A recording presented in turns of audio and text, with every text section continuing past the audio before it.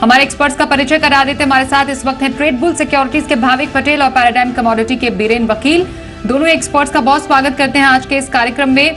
शुरू चांदी पर समझना जरूरी है कि इस ट्रेंड को हम कैसे समझें। भाविक जी, फिलहाल हमने देखा गोल्ड ने नया रिकॉर्ड बनाया, सिल्वर ने भी बनाया, पर हमने देखा कि मुनाफा वसूली का शिकार हुआ।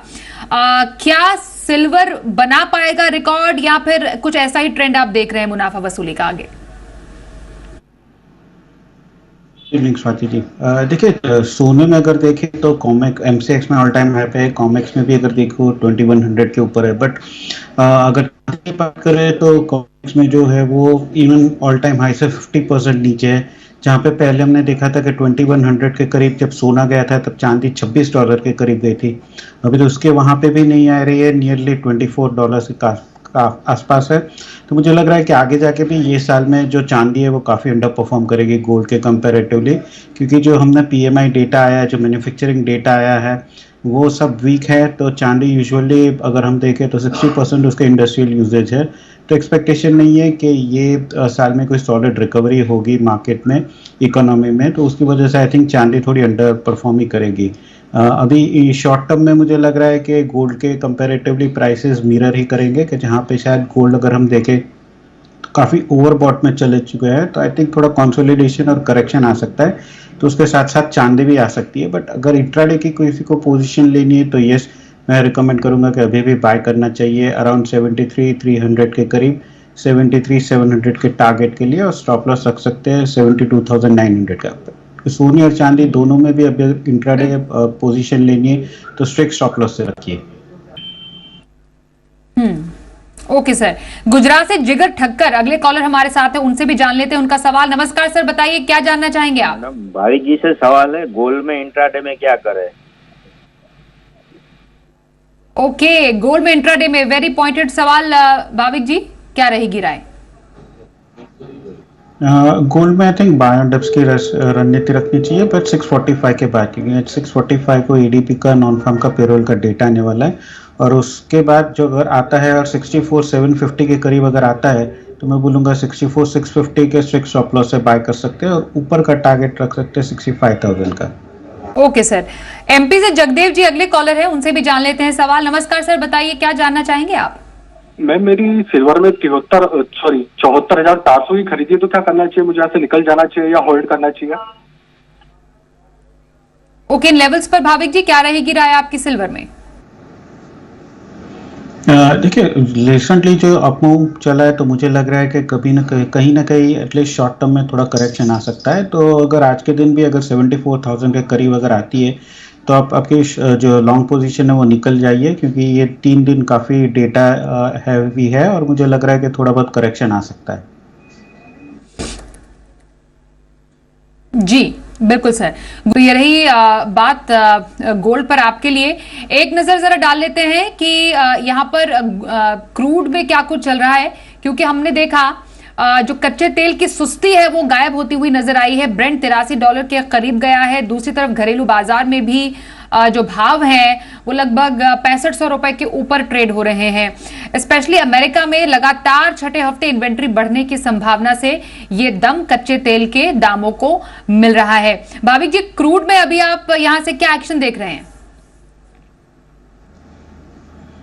देखिए एक तरफ अगर देखें तो चाइना के स्लो डाउन की वजह से भी हमने देखा है कि क्रूड के प्राइसेस में थोड़ा करेक्शन आया, बट ओपेक प्लस ने जो प्रोडक्शन कट का कैरी फॉरवर्ड किया है तो उससे थोड़ा बूस्ट मिल रहा है। अभी भी मुझे लग रहा है 63 से 6600 की एक रेंज ही बना चुका है, और आगे जाके भी आई थिंक यही रेंज में रहेगी। जब तक आई थिंक 6470 ब्रेक नहीं करता है तब तक बाय साइड रख सकते हैं 6600 के टारगेट के लिए, क्योंकि हमने देखा है अच्छा सपोर्ट मिल रहा है।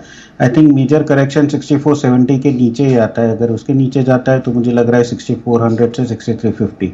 तो अभी के लिए 6470 के स्ट्रिक्ट स्टॉप लॉस से बाय में खड़े रख सकते हैं 100 के टारगेट के लिए। और कमोडिटी लाइव शो में एक और कॉलर इस वक्त हमारे साथ हैं, कर्नाटक से विट्ठल जी। नमस्कार सर, बताइए क्या सवाल है आपका? नमस्कार मैडम।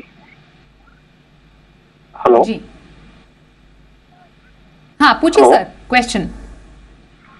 गोल्ड 60 सवाल पूछिए सर। बना सकता है क्या मार्च में? ओके, गोल्ड 62,000 आ सकता है मार्च में भाविक जी?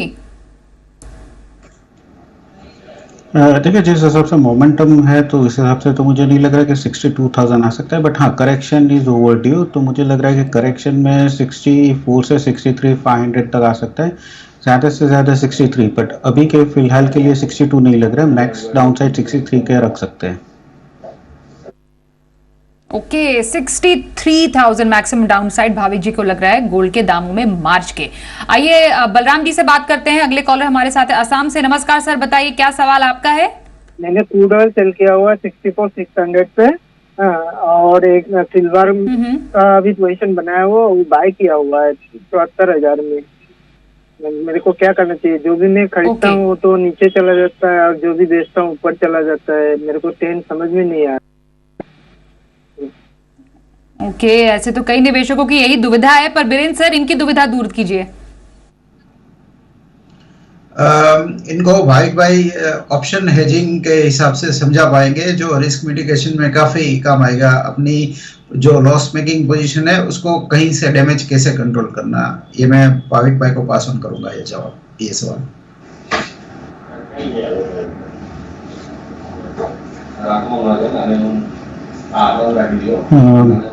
यस, देखिए, अगर 6600 से उन्होंने बाय हुआ है तो आई थिंक उन्होंने अपर एंड ऑफ द रेंज पे बाय की है, तो जैसे वीरेंद्र सर ने बताया, आई थिंक उनको जो अभी है फिलहाल 6470 के नीचे जाता है तो वो 6500 का जो पुट ऑप्शन है वो बाय कर सकते हैं। अराउंड 130 के करीब चल रहा है, उसका स्टॉप लॉस 90 का रखिए और टारगेट 250 का रखिए।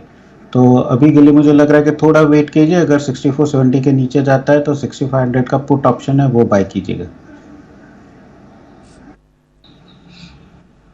ओके, बिल्कुल।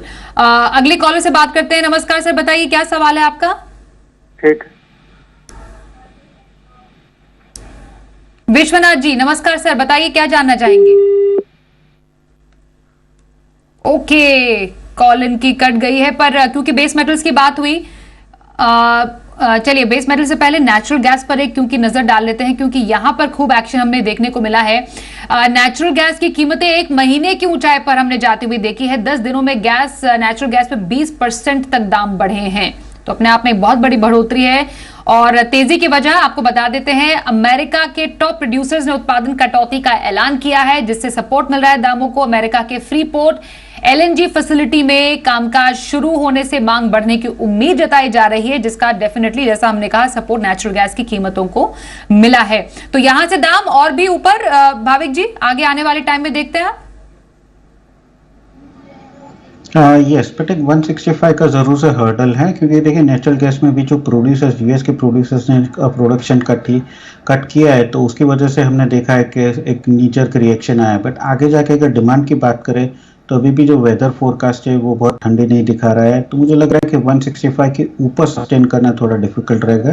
तो अगर किसी की भी पोजीशन है तो 165 के पोजीशन तक एटलीस्ट बाय होल्ड कर सकते हैं, बट 165 जब तक क्लोज नहीं रहता है तब तक मुझे लग रहा है कि नई ऐड पोजीशन मत करना चाहिए।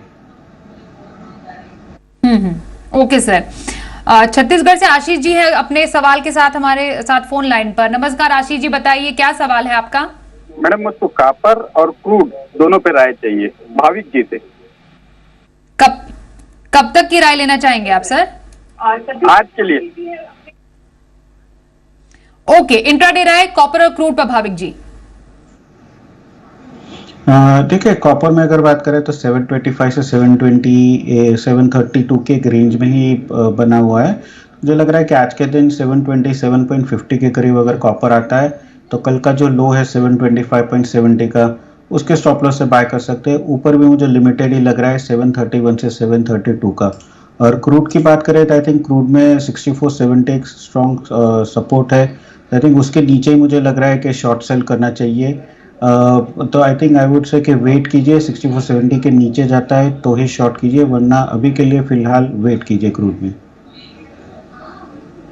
ओके, तो आपके लिए ये राय हुई कॉपर और क्रूड में, और शो को समेटने का यही समय आ गया है।